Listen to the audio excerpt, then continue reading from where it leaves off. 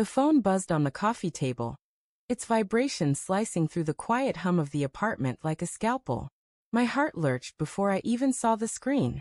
It was 9:17 p.m., and the dim glow of the TV cast flickering shadows across the room, painting the walls in shades of unease. I reached for the phone, my fingers brushing the cold glass, and there it was, her text. "I'll be staying at Jason's tonight, don't wait up." The words hit like a punch to the gut, stealing my breath, leaving my chest tight and hollow. I stared at the screen, the letters blurring as my pulse thundered in my ears. My reply was a single word, typed with trembling fingers, "Okay." The apartment felt smaller now, the air thick with the scent of leftover takeout, and the faint tang of her lavender perfume lingering on the couch. I sank into the cushions, the fabric rough against my palms, and tried to piece together what her message meant. Jason. Her coworker. The guy with the easy smile, and the kind of confidence that made you feel like you were always a step behind. They'd been working late on that project for weeks, meetings that stretched past midnight, her phone buzzing with his name at odd hours. I told myself it was nothing. Work was work. But now, her words sat heavy in my mind, each syllable a splinter under my skin. I scrolled through our texts, searching for clues I might have missed. Her messages from earlier today were cheerful, normal, grabbing coffee, love you. Meeting ran long, ugh. Nothing out of place. But then 2 weeks ago, there was that odd moment, her phone face down on the counter, her quick grab when I reached for it to check the time. "It's just work stuff," she'd said, her voice a shade too sharp. I'd laughed it off, ignored the twist in my stomach. Now that moment replayed in my head, vivid as a film reel, her hazel eyes darting away from mine.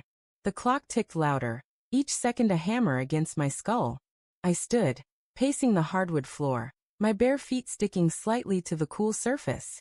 The city outside hummed, car horns, distant laughter, the faint wail of a siren. Normal life. Oblivious to the crack forming in mine. I poured a glass of water, the liquid sloshing against the sides, but my throat stayed dry. My mind churned, conjuring images I didn't want to see. Her laugh, bright and unguarded, aimed at him. Her hand brushing his arm during a late-night meeting. The two of them alone, somewhere, while I sat here like a fool. I typed out a dozen messages, each one angrier than the last. "Why Jason's? What's going on? Are you serious right now?" But I deleted them all. Instead, I called her. The phone rang once, twice, then went to voicemail. Her voice, warm and familiar, filled my ear. "Hey, it's Lena. Leave a message." The beep felt like a door slamming shut. I hung up, my grip tight enough to make the phone creak. The rational part of me tried to take control. Maybe it was innocent. Maybe Jason's place was closer to the office, and she was too tired to drive home. Maybe it was just a couch, a quick nap, nothing more. But the other part, the part that noticed how she'd been distant, how her hugs felt perfunctory, how her laughter didn't reach her eyes anymore, whispered darker truths. I grabbed my jacket, the leather cool against my skin, and headed for the door. I didn't know where I was going, but sitting still wasn't an option. The city streets were alive, neon signs buzzing, the air sharp with autumn chill. I walked past bars spilling music and couples leaning close under streetlights, their intimacy a cruel contrast to the storm in my chest. My phone stayed silent, mocking me with its stillness. I found myself outside a diner, its windows fogged with warmth, the smell of greasy fries wafting out. I went in, slid into a booth, and ordered coffee I didn't want, just to have something to hold. The waitress, an older woman with kind eyes, set the mug down. "Rough night?" she asked, her voice soft but knowing. I nodded, unable to muster words. The coffee burned my tongue, grounding me in its bitterness.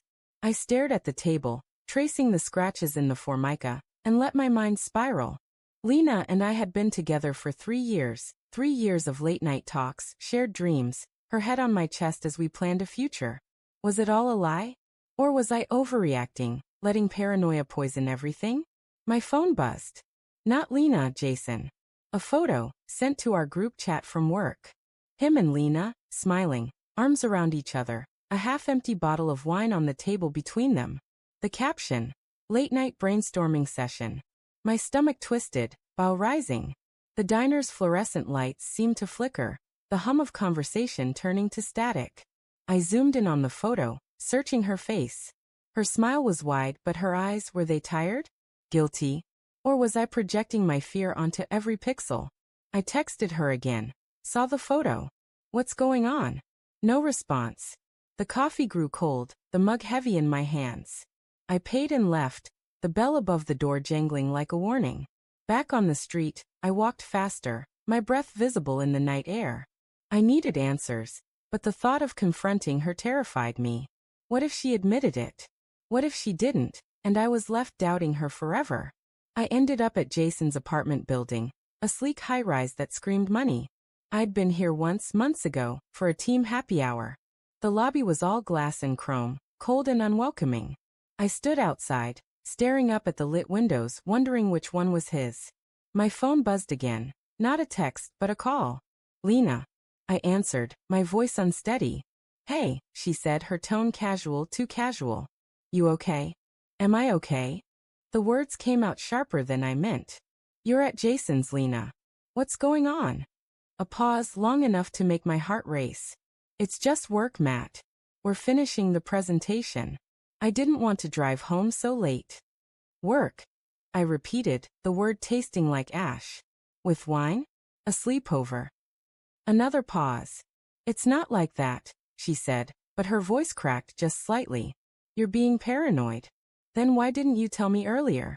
Why the cryptic text? I didn't think it was a big deal. Her tone rose, defensive. God, Matt, why can't you trust me? I wanted to believe her. Every part of me ached to. But the photo, the late nights, the way she'd been pulling away. It all added up to something I couldn't ignore. I'm outside, I said quietly. Come down. Now. Silence. Then, you're what? I'm here, Lena. I need to see you. The call ended. Minutes dragged by, each one heavier than the last. Finally, the lobby doors opened, and there she was, her coat thrown over her sweater, her hair messy, eyes wide with something. Fear? Guilt? She stopped a few feet away, arms crossed. Matt, this is crazy, she said, but her voice trembled. You didn't need to come here. Then explain it, I said, stepping closer. The streetlight caught the sheen of tears in her eyes. Explain the photo. Explain why you're here, why you didn't tell me. She looked away, her jaw tight. It's not what you think. Then what is it? My voice broke, raw with desperation. Because I'm losing my mind, Lena. I love you, and I'm standing here feeling like an idiot. Her shoulders sagged, and when she met my gaze, her eyes were wet. I didn't mean for this to happen, she whispered. It was just one time. One stupid night. I was drunk, and Jason was there, and the world tilted. Her words were a blade, slicing through 3 years of trust. I stumbled back, the pavement cold under my feet. One time. I choked out. You're here now, Lena. It's not like that tonight, she said quickly, reaching for me. I pulled away. I swear, Matt, it was a mistake. I love you. I didn't know how to tell you. I stared at her, the woman I thought I'd marry, and saw a stranger. The wind howled, carrying the distant sound of a car alarm. My chest ached, a mix of rage and grief so intense I could barely breathe. You should have told me, I said, my voice low, final. Not him. Me. I turned and walked away, her voice calling after me, fading into the night. The city swallowed me whole. And I let it, knowing nothing would ever be the same.